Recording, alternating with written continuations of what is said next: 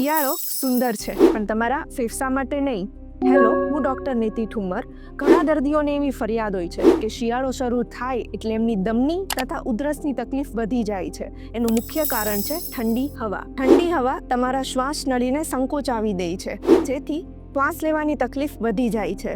ઠંડી હવામાં વાયરસ લાંબા સમય સુધી જીવંત રહે છે, જેથી બહારના ઇન્ફેક્શનના ચાન્સીસ પણ વધી જાય છે.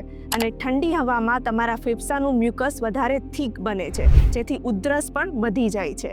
આ તકલીફ COPD, અસ્થમા તથા બ્રોન્કાઇટિસ નામના દર્દીઓમાં વધારે થઈ જાય છે. તો આનાથી બચવા શું કરવું? બહાર જતી સમયે માસ્ક તથા સ્કાર્ફ પહેરો. ઘરની હવાને શુદ્ધ રાખો, જેની માટે એર પ્યોરિફાયરનો પણ ઉપયોગ કરી શકો છો. જો તમારા કોઈ ઇન્હેલર ચાલતા હોય તો એને નિયમિત લો, તથા ઘરે જઈને સ્ટીમ પણ લઈ શકો છો.